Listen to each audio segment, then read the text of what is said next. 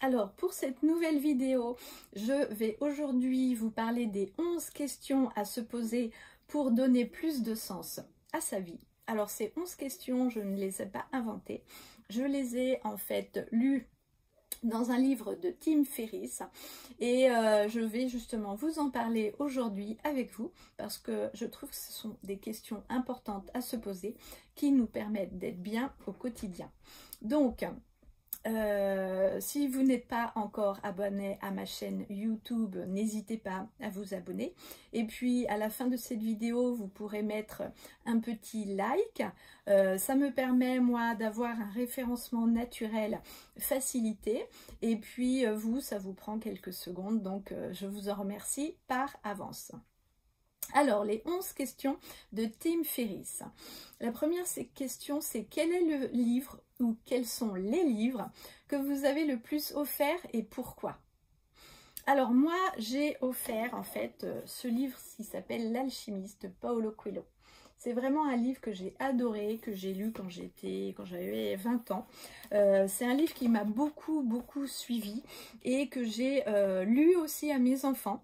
Et puis, je l'ai aussi offert parce que pour moi, c'était vraiment un livre initiatique, un livre symbolique et un livre vraiment qui nous ouvre vers des perspectives nouvelles, vers un voyage, vers une possibilité vraiment positive et que, en fait, si on arrive à lire les signes, tout est tracé devant nous.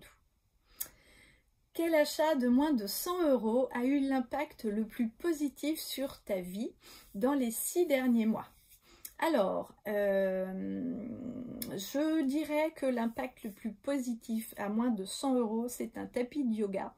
Alors effectivement, il y en a dans tous les prix, mais moi j'en ai acheté un, je devais être à 78 € et je l'utilise voilà, régulièrement tous les matins. Je l'utilise, je fais ma gymnastique, je prône aussi voilà, une détente régulière et donc voilà, ça a un impact en fait positif sur mon quotidien, je démarre bien la journée et je me mets en forme pour le reste fait de la journée. Alors la troisième question, de quelle façon un échec ou un échec apparent a préparé pour vous le terrain d'un succès ultérieur? Avez-vous un échec préféré? Alors, vous ne me connaissez pas encore beaucoup, mais je suis très impatiente. J'ai beaucoup de mal à patienter. Et pour moi, être dans l'attente, c'est vraiment être dans l'échec. Alors qu'en fait, tout vient à point. Ça, je l'ai remarqué, ça, je m'en suis vraiment rendu compte. Et en fait, pour moi, justement, cette façon en fait d'attendre est pour moi en fait un échec. Je suis régulièrement à mouliner en fait dans ma tête et à me dire mais enfin ça vient pas, ça vient pas. Et là, en fait, j'ai des idées qui m'entraînent. Alors qu'en fait, si j'étais patiente, si j'étais vraiment dans mon moment présent, eh bien, il n'y aurait pas d'échec et en fait ce serait idéal puisque le moment présent est un moment en fait où on ne voit pas le temps passer. La quatrième question, si on vous permettait d'inscrire ce que vous voulez sur un panneau d'affichage gigantesque, c'est-à-dire diffuser un message unique à des millions de gens, qu'est-ce que vous y inscriveriez? Alors, bonne question. Donc, qu'est-ce que j'y inscrirais? Je me dirais que justement, le bonheur reste à venir. Voilà, c'est vraiment pour moi une phrase clé que je me dis tous les jours. Et en fait, la suite, c'est en fait le bonheur. Et aujourd'hui, je suis heureuse, mais demain, je suis encore plus heureuse. Et voilà. C'est ce que j'écrirai en fait pour cette question-là. Cinquième question, quel est le meilleur investissement que vous ayez jamais fait ou l'un des meilleurs? Ça peut être un investissement dans le temps, dans l'argent et dans l'énergie. Alors, le meilleur investissement que j'ai fait, c'est en fait les formations en fait et les coachs que j'ai rencontrés. j'ai vraiment misé sur moi, j'ai investi sur moi, j'ai investi en mes capacités, en ma façon en fait de me transformer pour justement vivre la vie de mes rêves et vivre une vie passionnée. Avez-vous une petite manie ou une habitude insolite à laquelle vous êtes particulièrement attaché? Alors oui, j'ai des habitudes et effectivement j'ai des manies et j'en ai une qui est assez particulière parce que en fait à chaque fois que je viens faire une vidéo ou que je me prépare pour une vidéo, je me parfume. Voilà. Donc, je me prépare, je me mets en fait dans un état de présentation, hein, voilà. Et donc, au final, je me parfume. Donc, c'est une petite manie qui n'est pas en fait, que vous ne voyez pas vous, que vous ne sentez pas. Mais en tout cas, pour moi, c'est important. Voilà, je me parfume parce que j'adore le parfum et que ça me fait du bien. Sur les 5 dernières années, quel nouveau comportement ou état d'esprit, croyance ou discipline a le plus amélioré votre vie?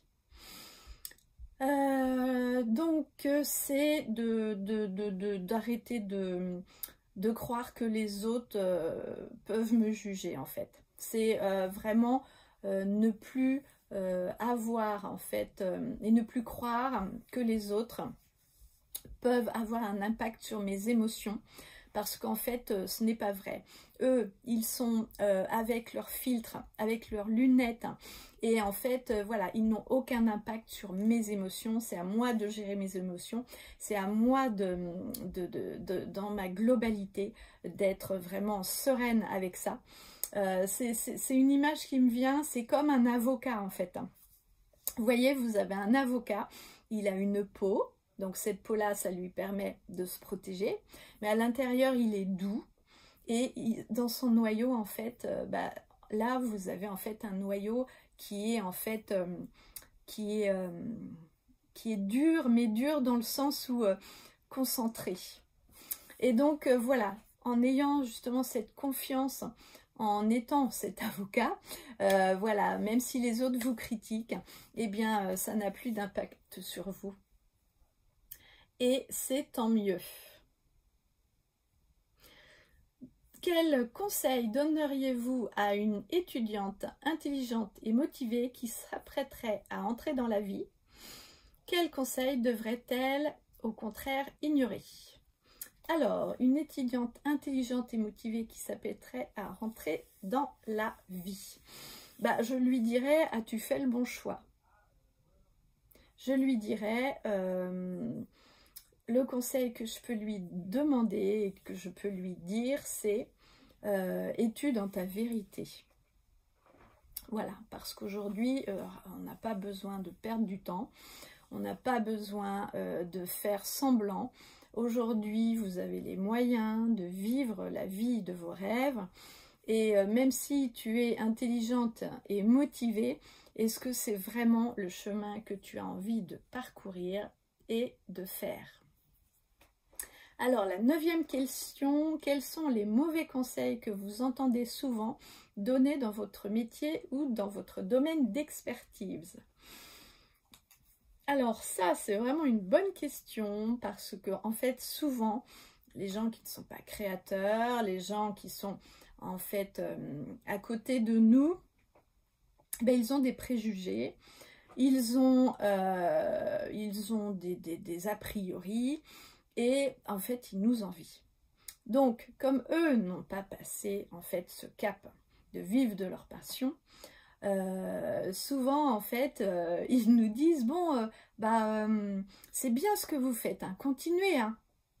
Mais c'est pas grâce à eux hein, qu'on va vivre, parce que eux en fait, ils sont persuadés que s'ils avaient pris cette vie-là, ils n'auraient pas forcément réussi leur vie, même si c'est quelque chose qui les touche et qu'ils ont envie de vivre aujourd'hui.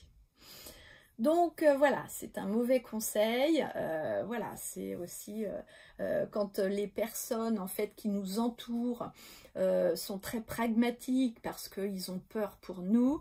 Voilà, écoutez, laissez les personnes qui sont dans le domaine, qui savent comment ça fonctionne, plutôt que d'avoir quelqu'un qui n'y connaît rien et qui va justement donner des conseils à sa femme ou à son compagnon pour justement lui couper l'herbe sous le pied.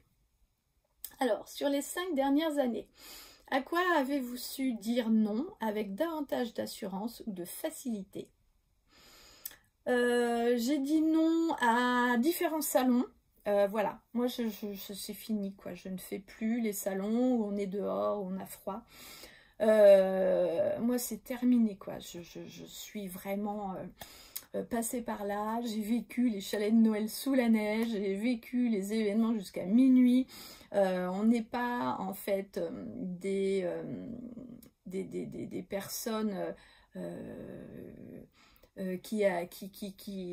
voilà, on le fait une fois, on le fait 2 fois, mais après c'est terminé quoi, on n'a plus envie des distracteurs ou d'être un musée. Quelle prise de conscience ou approche vous a-t-elle aidé? Ça m'a aidé justement à me respecter, ça m'a aidé à prendre conscience de ce que je voulais vraiment. Et moi, ce que j'aime, c'est vendre en boutique, c'est aider les créateurs à vendre, c'est leur donner les moyens de développer leur activité sur le net. Et c'est aussi me respecter en vendant aussi sur internet, en étant de chez moi présente avec mes enfants, étant vraiment sereine avec ça.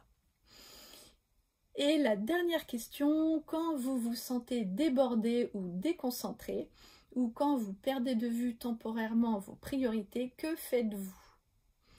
Alors, c'est très simple. Je reprends mon agenda et puis je me remets à planifier en fait mon activité. Ça me donne de la joie, ça me donne de la motivation, ça me plaît parce que en fait je me dis mais waouh, voilà, j'ai plein de choses à venir, je suis ravie, je vis vraiment la vie que j'ai envie de vivre, ça me donne de l'enthousiasme et j'en suis fière. Voilà, donc alors ces 11 questions sont en fait des questions d'un livre de Tim Ferriss et je trouve vraiment que ça a un bénéfice sur notre vie. Répondez-y, allez-y, prenez le temps en fait de voir à quel point les points noirs sont souvent porteurs de bonnes nouvelles. Et c'est vraiment important en fait de se questionner, de se poser les bonnes questions plutôt que d'être dans sa peur. Et en fait, avec toutes ces questions-là, vous pouvez ouvrir le champ des possibles. Donc, n'hésitez pas.